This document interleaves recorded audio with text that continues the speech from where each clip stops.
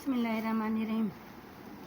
आज जिस टॉपिक पे मैं बात करना चाहूँगी वो है इंसान। क्या इंसान सिर्फ हैवान नातिक है?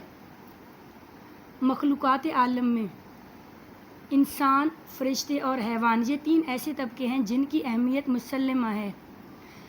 हैवान जबिलतों का पाबंद होता है, इंसान में नेकी और बुराई की तमीज़ और फिर अमल की क़ुव्वत मौजूद है, जबकि फ़रिश्तों में बुराई का फुक़दान है। इस तरह इंसान नेकी करके फ़रिश्ते से अफजल तो हो सकता है, क्योंकि उसे नेकी करने के लिए अपनी बहुत सी ख्वाहिशात को कुचलना पड़ता है, जबकि फ़रिश्तों में बुराई का ख़मीर ही नहीं होता, ना ख्वाहिशात का दबाव होता है। लेकिन अगर इंसान बुराई पर उतर आए और नेकी बदी की तमीज़ को ज़ाया कर दे तो फिर उसमें और हैवान में फ़र्क नहीं रहता, सिर्फ शक्ल व सूरत का लिहाज रह जाता है। बाकी मनसब और मर्तबे के लिहाज से इंसान हैवान से भी अफजल हो जाता है। फॉर एग्ज़ाम्पल, मिसाल के तौर पर चारे के दो खेत हैं, एक आपके दुश्मन की मलकियत हो और वो सरसब्ज़ हो, वहाँ पर हरी भरी फसलें हों, जबकि दूसरा आपका हो लेकिन वो मुरझा चुका हो, सूख गया हो। तो आपकी भैंस घर से निकलकर सीधी सरसब्ज़ खेत में दाखिल हो जाएगी। उससे अपने और पराये की तमीज़ नहीं होती, उसे तो सब्ज़ चारे से गर्ज है, जहाँ मिलेगा वहाँ वो पहुँच जाएगी। अगर आदमी भी अपनी जायज़ और ममलूका चीज़ों को छोड़कर दूसरों की चीज़ों पर कब्ज़ा करे तो फिर उसमें और भैंस में सिर्फ शक्ल का फ़र्क बाकी रह जाएगा। दूसरों की जायदाद पर कब्ज़ा करना, दूसरों की बहू बेटियों का ताक़ुब करना, दूसरों को नुकसान पहुंचाना वगैरह, ये सब इंसान के रुतबा और मनसब से गिरी हुई बातें हैं, क्योंकि इंसान को खालिक अकबर ने अशरफुल मखलूक़ात पैदा किया है।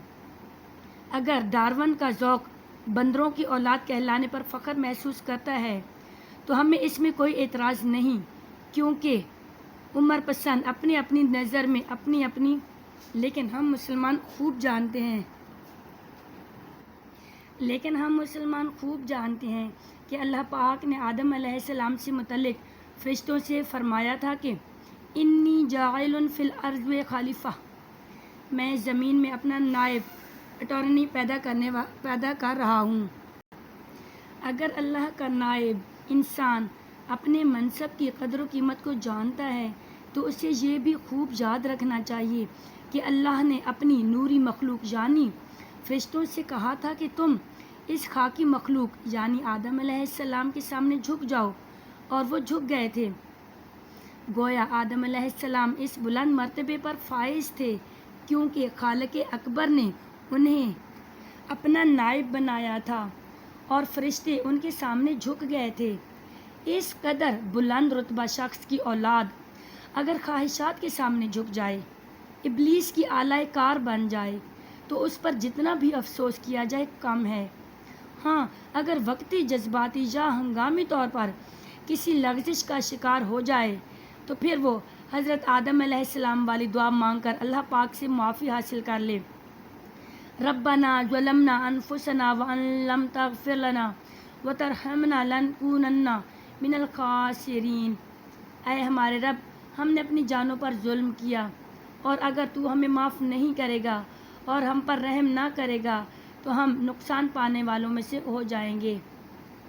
हासिल कलाम ये है कि अपने हस्ब व नसब का ख़याल इंसान को गुमराह होने से बचाने की पूरी कोशिश करता है, लेकिन जब इस आलीशान हस्ब व नसब की बजाय बंदरों की औलाद होने पर यकीन कर लिया जाए तो बंदर की सतह पर उतर आने में कोई चीज़ माने नहीं हो सकती, और फिर जो भी जी चाहे बिला झिझक किया जा सकता है। क्या इंसान और हैवान में कोई फ़र्क नहीं? इस पर कभी फुर्सत मिले तो ज़रूर सोचा करें।